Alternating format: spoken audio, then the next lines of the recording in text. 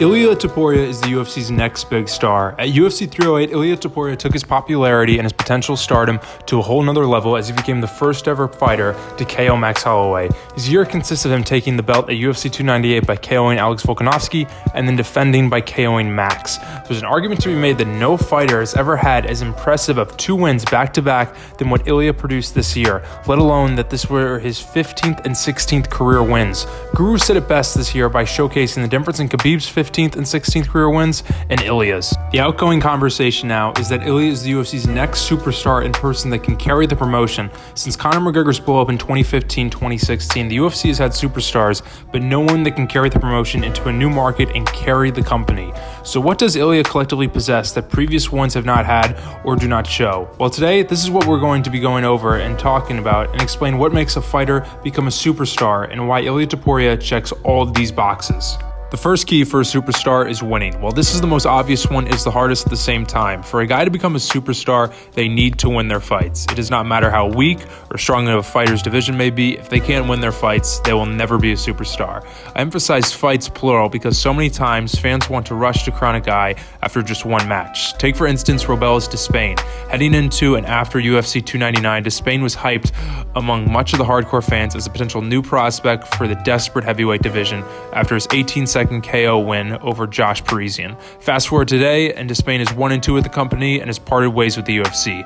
Looking at Ilia, we all are well aware that he can win his fights. In addition, a fact that also helps Ilia's marketability to new fans is that he is undefeated.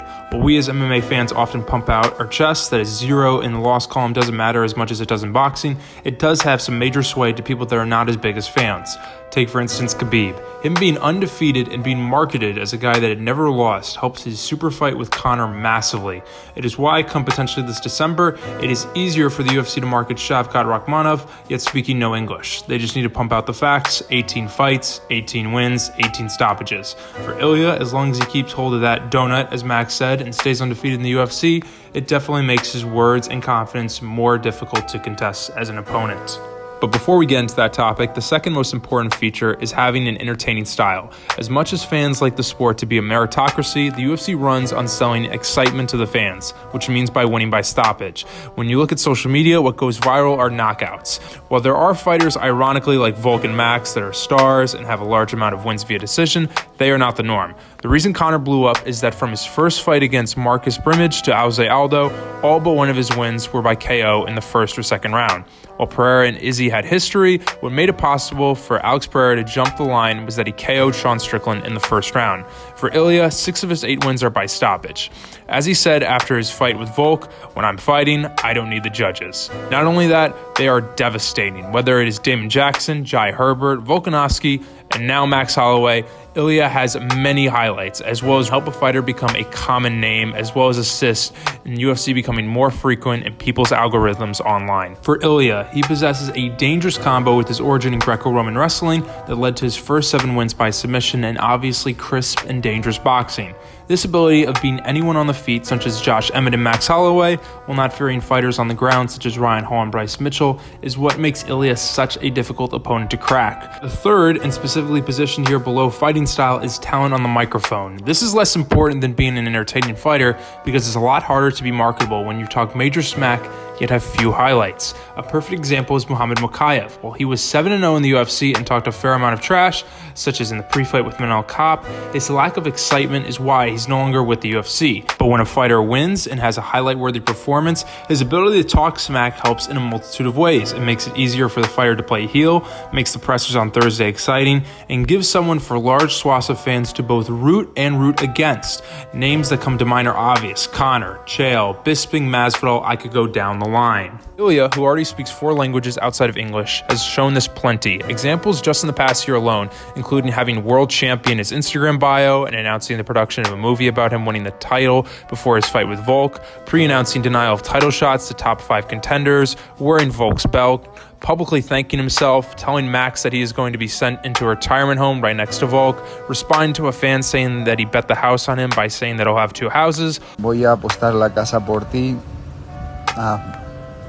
Entonces vas a tener 2 casas a partir de 26 de octubre. offering Max and him to trade shots with one another at the center of the octagon for the first 10 seconds, and most recently parading around with the BMF belt before and after beating Max. For the first 3 features of a superstar, Ilia has all of them in droves. Next is that Ilia is a natural come-up and authentically new. While the UFC has tried to make artificial superstars, most notably with Sean O'Malley and now with someone like Bo Nickel, Ilia's entire rise-up has been because of himself. A prospect from 2020 that fought in front of no one for his first 2 fights, all his stardom is organic. While someone like O'Malley was given mostly favorable matchups on his come-up, Ilia faced fellow undefeated Bryce Mitchell and power puncher Josh Emmett, and having both leave as bloody messes. The only time you could maybe make the case that Ilia was given a favorable treatment was not having to fight Max Holloway, the division's gatekeeper, before his title shot. However, that was clearly put to rest on Saturday. As for being authentic, while he has similarities to Conor, he has carved his own path. Coming from Georgia, he has fully embraced Spain, a country with no MMA history, and has become the sole leader of MMA interest growing exponentially in Spain. After all, a reason why they had him and Max fight in Abu Dhabi was to get a test of the Spanish primetime viewership. While Ilia has embraced Spain, Spanish sports culture has greeted him with open arms as well. Real Madrid, the most socially followed sports team and the most valued non-American sports team in the world, has been a driving force. Him being invited for kickoff by Real Madrid following his win over Volk, as well as becoming friends with Sergio Ramos, has done wonders for Ilia. This relationship is now also making the idea of a fight event in Real Madrid's Bernabeu an actual possibility. This aspect of superstardom is valued less, though, because while Sean O'Malley did get a favorable matchup on his rise up, as a champion headliner, he was the A-side for 2 of the 7 biggest gates in UFC history. The second to last reason is his style. Admittedly taking a page straight out of the McGregor playbook, Ilia dresses sharp every day of fight week, wearing suits on Thursdays at the press conference and entering the arena on Saturdays. While it is not massive, wearing suits rather than just street clothes does put a classy touch that people still like in today's world. I guess relating back to him is that when you look good, you feel good, you play good. Lastly, and this connects back to his trash talk, is having a rivalry or beef. In the UFC, there have been instances of a blood feud or a trash talk leading to a fighter's growth and popularity. The clear example of this is Khabib, with a lesser version being someone like Dricus fighting Izzy, and Tom Aspinall wanting to fight John Jones. For Ilia, it is obviously his previous history with Paddy Pimblett in 2022, both in London and at Las Vegas for UFC 282, when they were on the same card. At 282, it was here when the two's trash talk and contrast in results, Ilia's stoppage win over undefeated Bryce Mitchell versus Paddy's robbery win over Jared Gordon, that assisted in vaulting Ilia's hype at featherweight even higher than the average undefeated prospect. So to conclude, I would cite the reasons for Ilia Topuria being the next superstar into 2 separate categories, 3 big and 3 additional. The major ones being winning, finisher, trash talk, the additional ones being authentic, dressing style, and beef. So with that, let me know what you guys think. Do you agree on these reasons as to why Ilia is going to be the next star? What would you say, and what are your expectations for Ilia moving forward? Personally, I would be picking him every time at featherweight from now on, and would love to see his chances at fighting at the top of lightweight and beyond. But with that, thank you guys for watching. I'm Casual Chris, and I'll see you later.